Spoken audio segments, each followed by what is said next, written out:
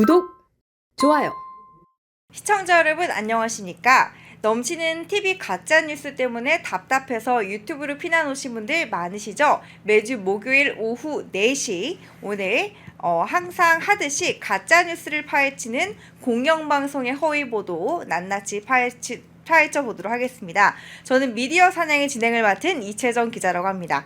오늘도 고정 출연자이신 국민의힘 이준우 대변인님 모시고 이야기 함께 나눠보도록 하겠습니다. 대변인님 안녕하세요. 네, 안녕하세요. 반갑습니다. 네, 시작부터 제가 살짝 아주 뚝딱 듣는데 이준우 대변인한테 이렇게 손을 모으면서 얘기해가지고 아이고 너무 기분이 좋습니다. 저도 손을 모으면서 네네. 감사합니다. 네. 제 습관이 이거 제가 가끔씩 네. 이렇게 하다가 네. 얘기를 이렇게 두 개를 나눠서 듣거든요. 종교가 뭐냐. 아, 종교로 약간, 생각할 수도 있겠네요. 네, 이런 맞아요. 이런 얘기 좀 많이 듣는데 네. 시청자들 오해하지 마시고요. 네. 긴장되면 하는 걸로 그냥. 네, 예. 저는 긴장되거나 아니면은 이제 습관적으로 나오는 네. 건데 요즘에 많이 바쁘실 것 같아요. 그렇죠. 지금 특히 며칠 전이죠. 며칠 전에 이제 경선 이제 4강 후보, 네. 경선 4강 후보가 확정이 됐습니다. 확정이 돼서 지금 방송 출연 일단 요청이 많은 상태고 또 경선에 국민적인 관심이 쏠리다 보니까 이래저래 논평 낼 것도 많고 대화할 것도 많아서 점점 이제 바빠지고 있는 그런 상황입니다. 이 미디어데이 열린 거 제가 봤거든요. 네네네. 2시 30분에. 네. 근데 후보들 생각보다 화기애애하더라고요. 아, 그럼요. 이제 인간적으로는 다들 사이좋게 지내고 다 존경하고 존중합니다. 네네. 다들 그럴 만한 분이 올라와서 겨루는 거기 때문에요. 다 내심 이제 존중하는 면이 있는 거고 다만 이제 디베이트하는 그런 공간에서는 내가 상대를 이제 제쳐야지만 내가 결선에 올라갈 수 있는 그런 경쟁할 수밖에 없는 상황이다 보니까 네. 디베이트가 붙을 때는 아주 세게 붙죠. 보는 사람이 마음이 조마조마하다 할 정도로 그렇게 세게 붙어야지 네. 더 단단한 후보가 우리 국민의힘 대통령 후보가 되는 거니까 싸울 땐 싸우고 또 이제 싸움의 무대가 끝난 다음에는 또 사이좋게 친하게 손잡고 웃고 그렇게 합니다. 네. 그래서 지금 4명이 나왔잖아요. 네네. 그래서 김문수 후보, 홍준표 후보, 한동훈, 그리고 안철수. 근데 네네. 이 안철수 후보가 뽑힌 게 의외다라는 바도 좀 있더라고요. 네, 보통 이제 언론에서 많이 좀 나경원 후보 걸로 하지 않을까 예상을 많이 했었는데 네. 안철수 후보가 결론 됐습니다. 저는 크게 두 가지 이유가 좀 있다고 좀 생각을 해요. 네. 이제 탄핵 찬성과 반대 구도가 좀 잡혀 있었다고 이제 볼 수 있는데 네. 탄핵 이제 반대 구도에서는 6명이 이제 모여 있는 상황이었었죠. 김문수, 홍준표 하고 나머지 이제 이철우부터 해서 쭉 있는데 거기 나경원 후보도 있었고 그렇다고 하면 사람들의 이제 지지하는 사람들의 마음이 아무래도 6명 쪽에 수가 훨씬 더 많았을 겁니다. 네, 많았을 네. 건데 거기서 이제 경선에 올라갈 사람을 뽑는다고 하니까 내가 누구한테 마음이 있더라도 내가 그 사람한테 표를 줬을 경우에 다른 사람이 이 리더로 올라가버리면 4강에 올라가 버리면 내가 이 사람한테 주고 있는 마음이 사표가 될 수 있잖아요. 그쵸. 그러다 보니까 마음은 평소에 쭉 가지고 있다가도 여론조사에 답하는 그 순간에는 좀 대세인 사람에 따라가는 그런 경향이 있는 거예요. 그게 이제 언론화에서는 미디어에서는 이제 깔때기 이론이라 그러는데 네. 되는 쪽으로 자기도 따라가는 거, 편승하는 거, 밴드웨건 효과라고도 하기도 네, 하고요. 네. 그런 깔때기 이론에 따라 가지고 내가 탄핵 반대 입장이 있지만 한 명, 두 명을 고른다 그러면은 될 사람 대가서 높은 사람한테 표를 주는 거죠. 그래서 김문수, 홍준표한테 표가 쏠리는 그런 현상이 나타나서 지금 표가 이제 실제 득표로 안 나왔습니다. 공개가 안 됐습니다. 근데 네. 제가 예상하건대 1, 2, 3, 4, 5등 하고요. 그다음에 6등부터 8등까지는 차이가 좀 제법 날 거예요. 그러니까 4강에는 표가 좀 몰려 있고 이제 5등부터는 조금 이제 차이가 나는 이제 그런 아마 득표에 나오지 않았을까 생각이 들고 네. 또 하나 더 말씀드리면은 역시 안철수 후보를 이제 무시할 수 없는 게 네. 지난번도 대선 나왔죠. 그리고 윤석열 전 대통령이 단일화하면서 이제 물론 이제 안 나왔지만 그리고 그 전에도 대선에 나와서 완주를 했습니다. 네. 이게 무슨 말 그때 이제 지지율이 21% 정도 얻었었거든요. 네. 그때 자유한국당의 홍준표 후보가 그때 대선 주자가 나왔었고 네. 국민의당에서 안철수 후보가 나왔죠. 안철수 후보하고 홍준표 당시 후보하고 3%포인트밖에 차이가 안 났어요. 굉장히 전국적으로 지지도가 있다는 얘기죠. 네. 그 말은 무슨 말이냐? 전국적으로 안철수 조직이 있다는 얘기예요. 그러니까 전국에 안철수의 진지가 살아있는 상황이었었고 그리고 바로 직전에 윤석열 전 대통령과 단일했지 않습니까? 그때 대선 출마하면서 그 전에 했던 조직을 쭉 이어왔고 그 조직을 다시 활용하는 게 3년밖에 안 된 거예요. 네. 한 5년 정도 지나면 조금 조직이 와야 될 수도 있는데 그러지도 않고 3년 만에 다시 또 이제 전국 선거를 치르는 전국 여론조사를 하는 그런 상황이 되다 보니까 안철수의 전국 지지도, 전국 진지가 좀 이제 조직적인 활동을 해가지고 안철수 후보의 반전이 일어났던 게 아니겠는가 그렇게 생각을 합니다. 네. 다만 나경원 후보가 이제 드럼통이라든가 이제 좀 이제 강성 발언으로 속 시원한 발언으로 좀 언론 주목을 받았었거든요. 네. 여론 이제 국민도 환기도 많이 됐었고 그러기 때문에 저는 비록 4강에는 나경원 후보가 최종적으로 들어갔지만 네. 바로 밑에는 5등하고 4등하고 별 차이는 아마 안 났을 거다. 그러니까 안철수 후보죠. 안철수 후보가 이제 들어야 했지만 그 뒤에 바로 바짝 붙어서 떨어진 5등 나경원 후보하고 그렇게 큰 차이는 안 났을 거다. 저는 그렇게 좀 생각해 봅니다. 그렇죠. 그 상당 부분 나경원 후보의 어떤 약진을 기대하시는 분들이 많기는 그렇죠. 했지만 안철수 후보도 또 나름의 그 자체가 브랜드인 후보고. 그렇죠. 대선 2번이나 네. 나갔었으니까요. 네, 또 국민의힘 측에서도 또 기대하고 있는 후보기도 하잖아요. 네네. 그래서 두 분 다 계속 도전을 이어가시면 나중에 좋은 결과가 있지 않을까. 그러면 나경원 후보는 워낙 네. 저력도 있고 네. 뭐 서울시장 도전도 했었었고 맞아요. 이번에 대선도 도전도 했었었는데 이게 정치적 자산이 됩니다. 이게 축적이 되죠. 축적의 시간을 가지면은 분명히 정치인들 기회가 오거든요. 네, 축적의 네. 시간 없이 이제 어떤 기회를 잡는 경우는 극히 드뭅니다. 드물고 아마 이게 정치적 자산이 되면은 내년 지방선거에서도 좋은 뭐 본인이 희망하는 그런 기회가 또 생길 수도 있겠죠. 맞아요. 네네. 맞습니다. 어쨌든 여러분 관심 많이 가져주시고요. 제가 알기로는 내일부터 이제 토론회가 본격적으로 진행되는 걸로 그렇습니다. 알고 있습니다. 그래서 공중파에서 3사에서 진행이 된다고 하는데 네. 근데 문제는 이제 공중파 얘기를 좀 저희가 하지 않을 수가 없는 게 위에 제가 뒤에 그림 띄워놨지만 이제 YTN과 MBC 특히 이제 YTN은 우리 그 대변인님께서 나오신 걸 또 제가 지금 방송으로 봤거든요. 네네. 이제 한덕수에 대한 그 한덕수 네. 총리에 대한 견제가 엄청나게 네. 지금 민주당을 중심으로 이뤄지고 있는 걸 제가 확인을 했는데 그렇죠. 거기서 이제 직접 그 현장에 계시더라고요. 근데 지금 썸네일만 보시면 알겠지만 뭐 한덕수 난갑병 뭐부터 시작을 해가지고 MBC 지금 썸네일을 보시면은 날 추대요라고 해서 이제 대놓고 약간 조롱과 비하를 하는 듯한 캐릭터로 만들어가지고 아예 그냥 약간 그 경멸하는 그런 여론을 형성을 하려고 하고 있어요. 아예 저런 이제 썸네일을 올려서 딱 그 대문에 걸어놓은 거 보면은 이제 네. 입장을 명확하게 MBC는 이제 이재명 이제 후보를 민다 이것을 보여주는 게 아닌가 싶어요.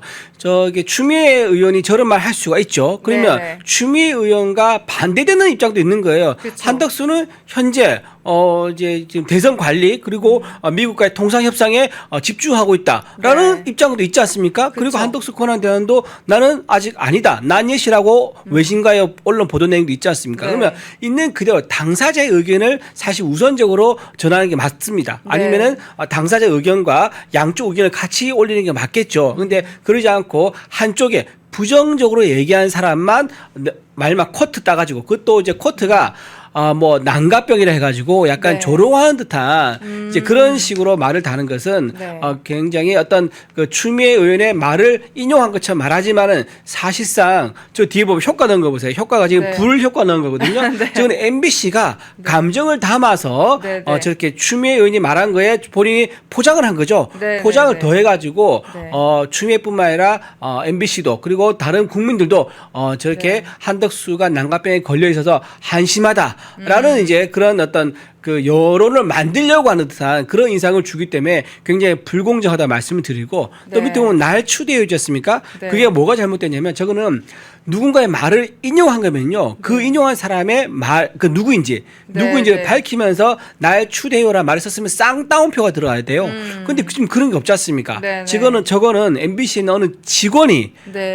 어느 직원이 본인의 개인 사감, 사적인 어떤 정치적 성향 그것을 그대로 드러낸 거고 데스크에서 그걸 제대로 게이트 키핑을 안 한 거죠. 그러니까 그 사감을 드러낸 정치적 성향이 있는 직원과 데스크를 보는 게이트 키핑하는 사람이 서로 지금 네. 일심이 돼가지고 한쪽 방향에 편향된 네. 그런 보도를 하고 있다 이렇게 볼 수 있을 것 같아요. 그래서 이 영상을 직접 한번 보고 올게요. 네. 저희가.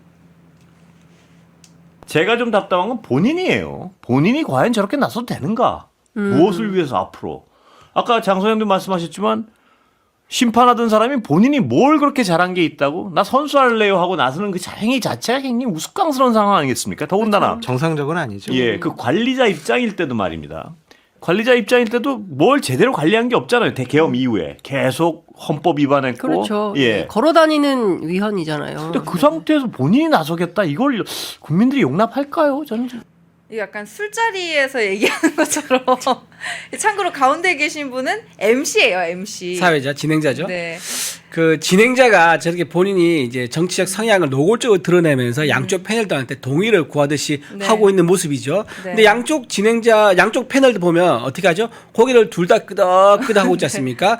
민주당 쪽 패널은 그럴 수 있다 치죠. 근데 국민의힘 쪽 패널이라고 불렀지만 네. 실제로는 국민의힘 쪽 굉장히 비판적인 그런 발언을 많이 하시는 분인데 저렇게 이제 하게 되면 결국 뭡니까? 진행자 포함, 양쪽 패널 포함 총 3명이 나왔는데 3명 전부 다 이재명을 지지하는 이재명한테는 굉장히 우호적이고 네. 국민의힘에 대한 비판적인 그런 이제 방송 진행이 되는 거죠. 네. 그거는 이제 공정한 공영 방송의 어떤 자질이라고 할 수 없는 거고 저렇게 3명을 만약에 보낸다 그러면 저렇게 내보낸다 그러면요. 한쪽 그러니까 민주당은 저기 장기자가 아니라 다른 사람이 와야 돼. 예를 들면 임종석 같은 분. 그러니까 민주당 인사지만은 이재명한테 비판적인 사람 하면 네. 상징적인 게 임종석이라든가 네. 박용진이라든가 이런 의원들이 충분히 나와서 발언할 수 있거든요. 네. 그렇게 하면 균형이 맞겠다 할 수 있겠죠. 국민의힘 패널이지만 국민의힘의 비판적인 패널 한 명 있는 거고 민주당 쪽 인사지만 민주당의 비판적인 인사가 있는 거고 네. 이렇게 하면은 공정성이 있다고 하는데 저렇게 전부 싹 다 진행자 포함해 가지고 이제 3대 빵으로 만들어 버린 저런 진행은 굉장히 전형적인 편파 방송이다라는 얘기를 할 수밖에 없는 거죠. 한독수 대행을 약간 보내려는 듯한 그런 느낌이 있는데. 그러니까 저희 역설적으로 보면 한덕수 권한대행이 그만큼 좀 두렵고 좀 신경이 쓰인다. 실제 많이 나와서 경쟁한다 그러면 이재명 후보한테 치명타를 주거나 아니면 실제 떨어질 수 있는 강적이다라고 네. 이제 본다는 거를 방송에 드러나고 있는 거죠. 그걸 이제 MC가 한독수 대행이 뽑히는 걸 두려워한다는 것 자체가 좀 이상한. 그렇죠. 방송이 그걸 왜 두려워야 합니까? 네, 그러니까요. 뭐 정당이라면 몰라도 이제 MC 그러니까요. 방송 진행자가 네, 네. 그걸 두려워하고 걱정하고 뭐 하는 그런 모습은 제가 보기엔 저분은 그냥 그 민주당에서 하는 왜 그 민주당 방송이 있어요. 네. 거기 가서 유튜브를 하든지 아니면 민주당 이제 그 관영 방송을 하든지 네. 그렇게 하는 게 맞지. 이제 그래서- 공영 방송에 와서 진행하는 거는 좀 부적절하다. 저는 그렇게 네. 봅니다. 그래서 아까 살짝 말씀해주신 그 난가병 있잖아요. 네네. 그게 이제 MBC 라디오 시사 지금 여기도 지금 아주 그냥 노골적으로 마치 뭐 음흉한 사람인 것처럼 이렇게 그려가지고 난가 이렇게 해서 또 썸네일을 하나 만들고 이렇게 누구를 위한 출마인가 해가지고 어떻게 뽑아놨어요.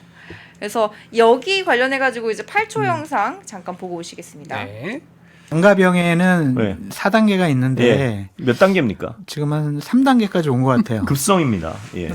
잠깐 봤는데 이거 말고도 조금 이렇게 내용이 있어요. 읽어드리면은 약간 중도 소구력도 환상이다.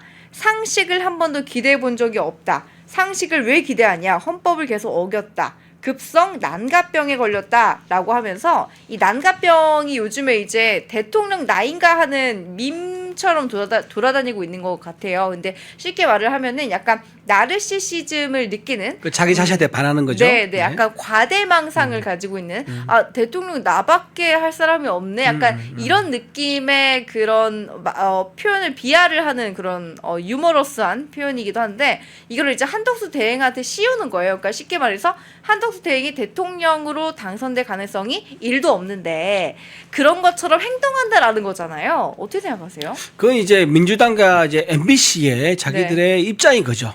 이제 민주당이 가지고 있는 입장은 한덕수 권한대행이 안 나와야 되는데 그 입장인 거예요. 그러다 보니까 이제 민주당 정권을 희망하는 MBC에서도 보조를 맞춰가지고 그렇게 네. 난가라는 것을 이제 계속 밀고 있는 거죠. 그러면서 이게 이제 국민들 입에서 희화되고 조롱되고 밈으로 만들어서 네. 공유되기를 바라는 이제 그런 이제 목적을 가지고 만든 게 아닌가 싶습니다. 그리고 네. 저 사진 캡처했지 않습니까? 네. 가운데가 이제 한덕수 권한 대행인데 저기 실제로 있는 그대로의 사진을 올린 건지 아니면은 네. 약간 이제 비슷한 사진을 뽑아가지고 약간 AI로 약간 손을 봐가지고 더 좀 희화해서 만든 사진을 올린 건지 저는 알 수가 없지만 저렇게 의도적으로 네.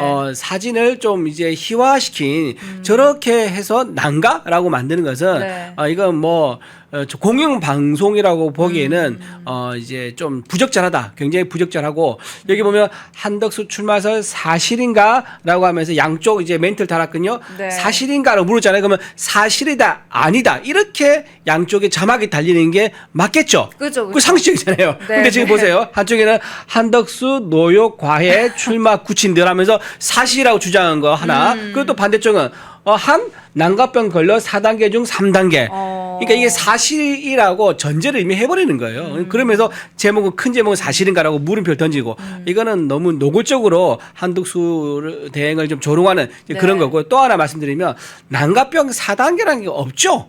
그렇죠. 그런 병 자체가 없는데 네, 네. 뭐 정신학계라든가 심리학계에서 난가병이라는 게 일단 존재하지가 않는 거고 네. 그래서 뭐 당연히 단계도 없는 거죠. 근데 그걸 4단계라고 말을 하고 그중에서 3단계라고까지 말을 한 걸 가지고 맞장구 치면서 대응하는 거는 네. 진행자도 굉장히 부적절하다라는 말씀드리고 저기 보면 장 기자가 노욕 과외라고 했지 않습니까? 이거 네. 좀 짚고 넘어가고 싶은데 DJ가 대통령 선거에 마지막 대통령 선거 출마해서 당선됐잖아요. 네. 그때 나이가 몇 살인 줄 아세요?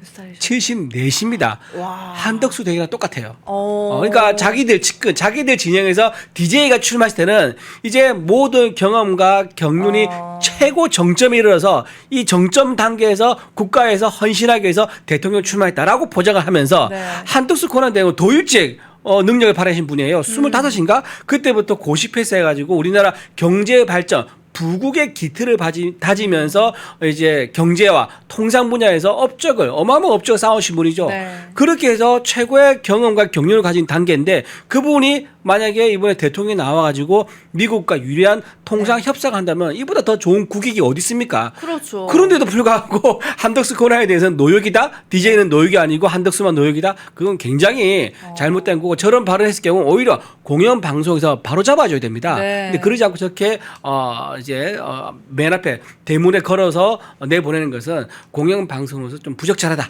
그렇게 말씀드립니다. 나라를 위한 게 아니라 정당을 위한 방송을 계속 하는 듯한 그렇죠. 느낌이 네. 드는데 이게 대통령 난가병에 대해서 저희가 이제 말씀을 드리면서 뉴스데스크를 제가 보니까 이 뉴스데스크 같은 경우에도 문제가 조금 있잖아요. 근데 지금 여기 자막 보시면 아까 우리 대변인 말씀하신 것처럼 원래는 이렇게 쌍따옴표를 넣어가지고 이렇게 해야 되는데 코트 따와야죠. 네, 근데 그런 게 없이 그냥 방위비 협상에 대해서 이제 한덕수 총리가 그 얘기를 했다고 해서 외신과 위험한 대통령 놀이를 한다라고 그냥 못을 박아놨어요.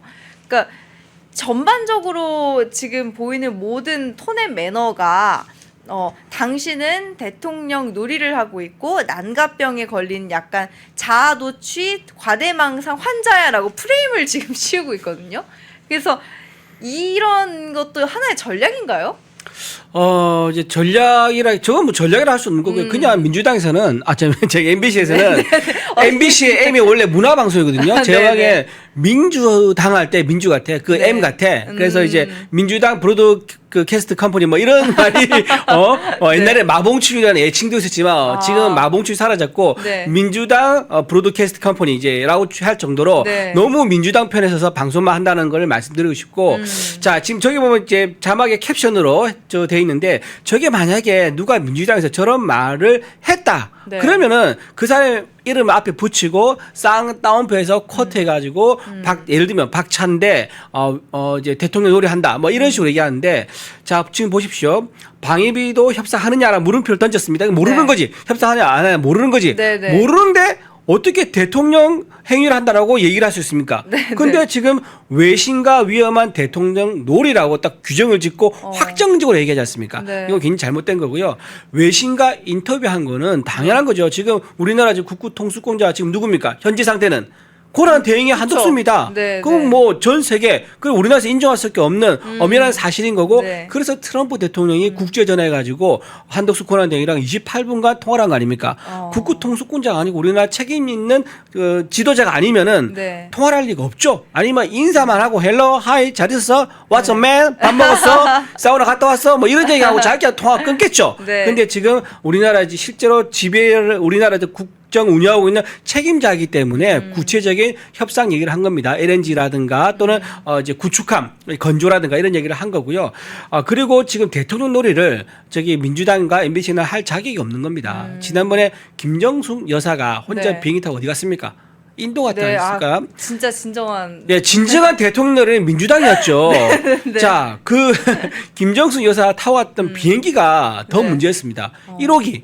대통령 전용기 1호기를 타고 해외에 나간 경우가 영부인이 그렇게 나간 경우가 처음이에요. 지난번에 그 DJ 네. 부인 이휘 여사는 네. 국적기를 타고 갔습니다. 대한항공 타고 유엔에 가서 네. 영부인으로서 최초로 외교 활동을 한 적이 있죠. 그런데 이번에는 김정숙 여사가 딱히 외교 활동도 아니야. 타지말 가서 관광하고 왔다고 봐야 되는데 거기 갈 때 1호기를 타고 갔다 관광할 때 1호기 타고 가는 거 이거야말로 진짜 기종이네요, 기종. 대통령이 아닙니까? 네. 근데 거기에 대한 대통령이라서 비판을 그때 MBC 했습니까? 안 했습니까?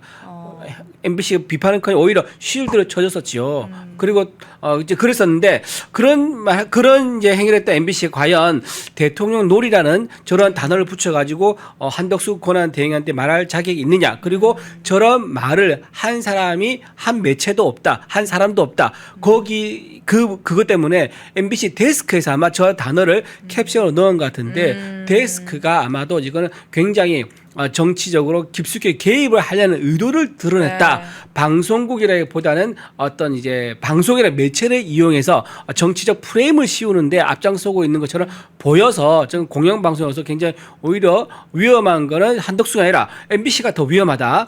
저는 그렇게 말씀드리고 싶습니다. 네. 그리고 우리 대변인님 말씀하신 것처럼 그 트럼프 대통령과의 그런 통화가 그 국민적 여론을 바꾸는데 어떤 계기가 됐는데 MBC는 여기 대해서 보도 안 하죠. 네, 보도를 보도 안 하죠. 아예 그게 MBC가 안 하는 안 거니까. 했더라고요. 그 MBC 그걸 아는 거예요.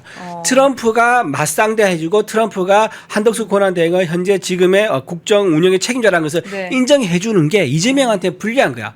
왜냐하면 생각해 보세요. 트럼프 대통령 입장에서는요. 앞으로 어떤 정권이 들어서기 원합니까? 미국과 손잡고 협상하고 미래로 갈 수 있는 정권이 들어서기 원해요.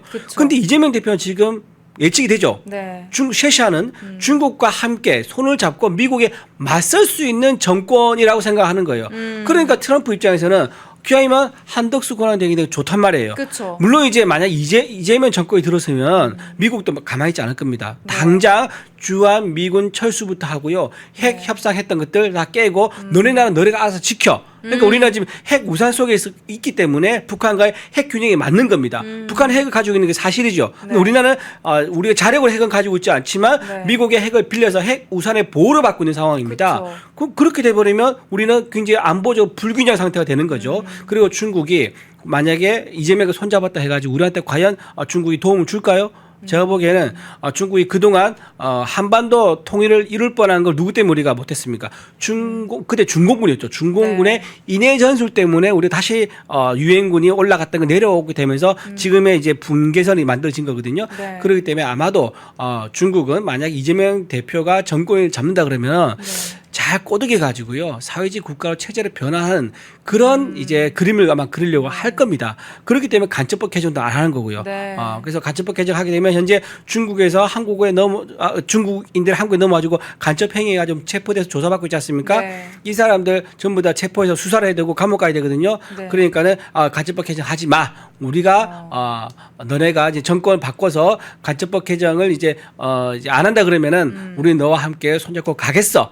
우리 같이 한번 사회주의 전체주의 국가에 만들어 보자. 이제 그런 이제 입장이기 때문에 이제 트럼프 대통령 입장에서도 그런 정권이 들어선 거는 원하지 않죠. 그래서 한덕수 권한대행과 트럼프의 어떤 정상 외교 통화는 이재명과 MBC한테는 좋은 소식이 아닌 거예요. 그래서 보도를 안 한 거죠. 그렇죠. 단순히 미국 편이냐 중국 편이냐 이걸 넘어서서 우리 안보랑도 직결되어 있는 문제니까. 그런데 또 저희와 이제 또 삶과 또 맞닿아 있는 부동산과 관련해 가지고도 지금 가짜 뉴스가 터져 가지고 놀라 있는데, 이번에 가짜 뉴스는요. 뭐 MBC 뭐 이런 JTBC 이런 가짜 뉴스가 아니라 국가 차원에서 정부 차원에서 가짜 뉴스를 냈다라는 거예요. 그래서 KBS 보도를 이제 화면을 보여 드리면은 이제 윗분들이 대체 효과를 기대한다. 이 통계는 분위기가 좋지 않다라고 하니까 또 국토부 과장이 예산과 인력을 날리겠다라고 했다고까지 하는데, 잠깐 간단하게 동영상 한번 보고 우리 대변인님 논평 들어보겠습니다.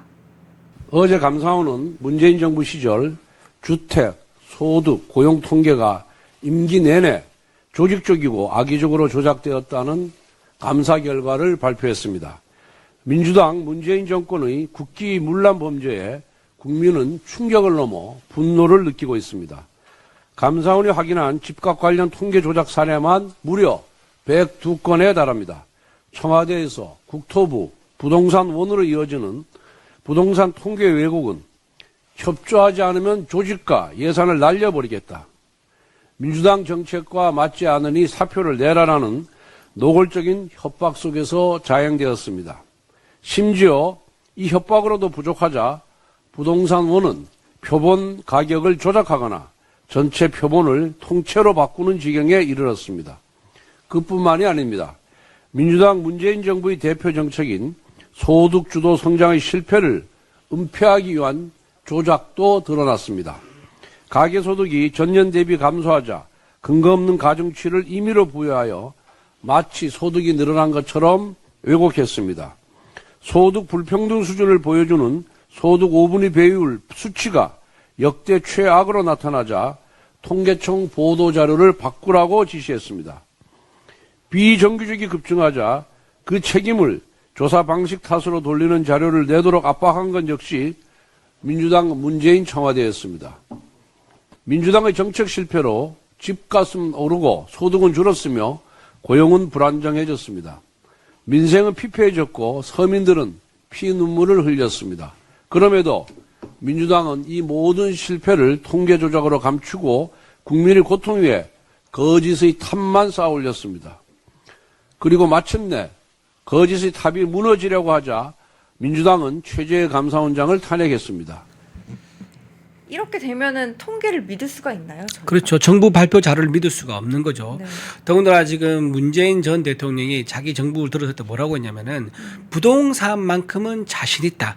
라고 했던 것을 아직도 많은 국민들이 기억하고 있을 거예요. 네. 그래서 부동산 집값을 잡겠구나라고 했는데 무려 26번의 부동산 정책이 나왔지만 전부 다 한 번도 외에 없이 또 완전 실패를 했었죠. 그래서 그때 벼락 거지란 말이 나왔어요. 그때 네. 집을 안 산 사람들이 너무 집값이 상대적으로 뛰어버리니까 네. 본인은 아무 죄도 안 졌고 아무 잘못하고 가만히 있었을 뿐인데 네. 집까지 사람들이 너무 이제 부동산 가격이 오르면서 자산이 느니까 네. 졸지에 상대적으로 벼락 거지가 된 거예요. 그래서 벼락 거지란 말이 나왔을 정도로 심각한 거의 뭐 밀란이 일어날 정도의 상황이 돼버렸었죠. 그랬더니 방법을 찾은 게 네. 부동산 값을 안정시키는 방법을 찾는 게 아니라 야 그러면 정부에서 발표하는 통계 자료를 조작해가지고 부동산 가격이 크게 안 오르는 것처럼 하자라고 한 게 이번 감사원 감사 결과가 나온 거예요. 그 이제 한국부동산원이죠. 거기서 네. 이제 발표를 하는데 0.01% 정도로 해서 큰 변화가 없다라고 발표를 합니다. 자, 근데 민간 통계 이제 회사죠. 네. KB국민은행에서 발표를 하는데 이게 0.22 또는 0.38. 그러니까는 네. 정부 발표에서 최소 22배에서 최대 38배나 차이가 나는 거예요. 그러니까 이거에 대해 당연히 국회에서 문제가 있겠죠. 그래서 네. 김현미 국토부 장관 불러서 국정감사한테 얘기를 하는 거예요. 이거 정부 통계라는 거 못 믿겠다라고 했더니 문재인 전 대통령이 이제 청와대에서 그 텔레비전 실시간을 보고 있었던 거예요. 보고 있다가 그거 보고 되게 화를 냈다는 거예요. 그래서 KB국민은행이 내는 통계 자료를 압도할 만큼 한국부동산원에서 이제 통계 조사할 때 모집합 있을 거 아닙니까? 네. 모집합 수를 수십만으로 늘려라. 라고 지시를 한 거예요. 지시를 하고 또 그런 방법도 안 통하면은 KB국민은행 통계 조사하는 그 곳을 한국부동산원과 합쳐버려라. 그러니까 민간 통계업체로 없애버려라. 이런 짓인 거예요. 이런 지시를 해가지고 그게 국토부에 내려가서 실제 검토가 됐습니다. 네. 그 검토 보고서 만들어진 거예요. 이 감사원에서 조사하다가 거기 나왔다? 그러니까 이거 어떻게 된 거냐 물어봤더니 이제 실토를 한 거예요. 그때 청와대에서 이렇게 지시가 내려왔었다. 그러니까 얼마나 무섭습니까? 네. 실제 부동산 가격이 오르면 부동산 정책을 잡아야 되는데 그러지 네. 않고 국민들을 속이려고 부동산 통계를 조작을 해라. 그리고 민간 이제 그러니까 대조군이 있으면 사람들이 실제가 뭔지 의문을 가지면서 따질 거 아니에요. 그러니까 네. 대조군이 없도록 민간 통계 업체를 없애버려라. 이런 식의 행동이 있었다는 게 이번에 감사원 감사 결과가 드러났기 때문에 네, 네. 여기서 중요한 포인트 하나입니다. 국회 민주당에서 지금 얘기하고 있는 것 중에 하나가 감사원을 국회로 옮기는 걸 얘기하고 있어요. 왜 그 감사원을 국회로 옮기려고 그러겠습니까? 그것까지 이제 그렇죠. 그 그림을 그리는 거야. 그러니까 감사원이라는 그 권한 가지고 네, 네. 정부의 잘못을 지적을 하고 찾아내니까는 싫은 거예요. 네. 원전도 그때 경제성 조작한 게 감사원 감사 결과에서 나온 거 네. 아닙니까? 이런 식으로 정부의 치부, 조직적인 어떤 부패, 조작 이런 것들에 감사원을 자꾸 들키는 거예요. 그러다 보니까 그 국회로 옮겨가지고 국회가 지금 누가 장악하고 있죠? 민주당이 장악하고 있지 않습니까? 네. 그러니까 민주당이 장악하고 있는 국회의 하부기관으로 들여다놓으면은 네. 감사원이 감사할 때 그럼 브레이크를 걸 수 있는 거죠. 야, 이거는 하고 저거는 하지 마. 안 그러면 너네 인사 날린다. 너네 예산 없애버린다. 라고 할 수 있는 거죠. 아니 민주당은 뭐 입법, 행정, 사법도 하나로 합치려고 하고 그렇죠. 감사원에 뭐 그리고 뭐 검찰이 하는 일, 경찰이 하는 일, 뭐 다- 공수처가 하는 일 다 그냥 합쳐가지고 그냥 지금 비벼가지고 무슨 뭐 갈아서 먹으려고 하나요?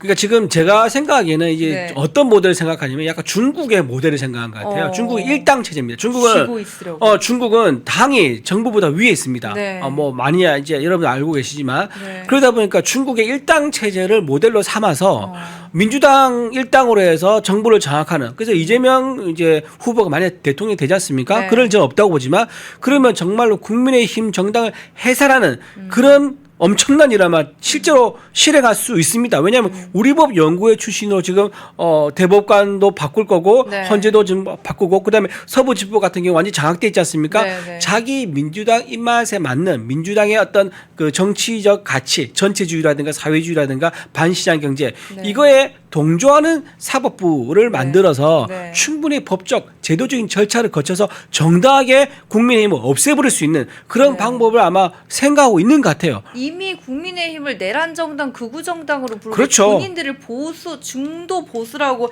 프레임을 이미 짜고 있잖아요. 그렇죠. 예. 상당히 좀 조금 소름이 돋죠. 네, 네네. 네, 소름이 돋을 정도로 그리고 제가 저번에 어떤 시청자 댓글을 보니까 민주당은 이 일을 20년 넘게 준비해 왔다 이런 분들이 좀 보이더라고요. 그러니까 20년 넘게.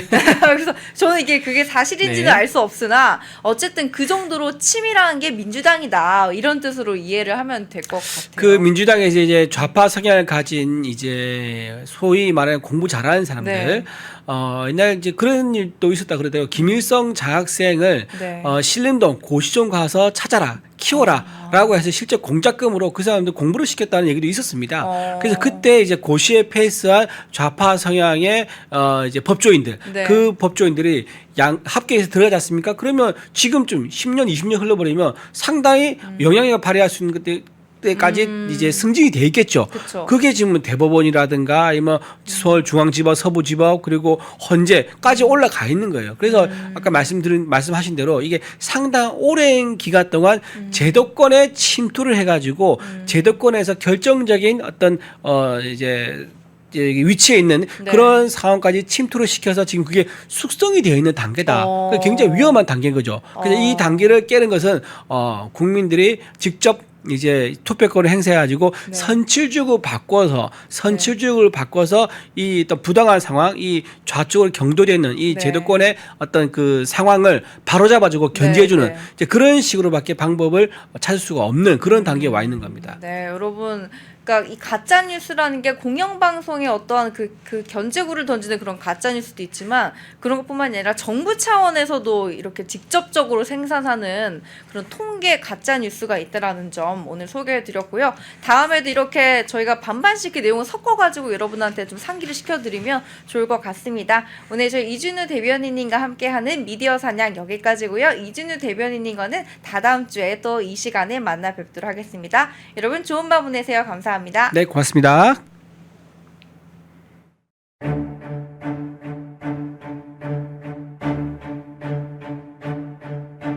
윤석열 박근혜 대통령 탄핵의 근원을 추적한 역작 반일 종족의 역사 내란. 우익 정권 탄핵 사태의 핵심은 좌익들의 역사 날조입니다. 저들의 역사 내란을 평정해야 대한민국이 살아납니다. 이영훈 교수와 반일 종족주의 저자들이 좌익들의 역사 날조의 실상을 낱낱이 파헤쳤습니다. 애국 시민 여러분, 이 책을 통해 역사 내란 세력의 실체를 깨닫고 대한민국을 구합시다. 반일 종족 척결운동에 나섭시다.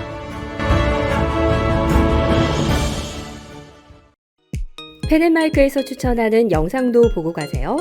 다른 영상도 즐기시려면 구독 버튼을 꼭 눌러주세요.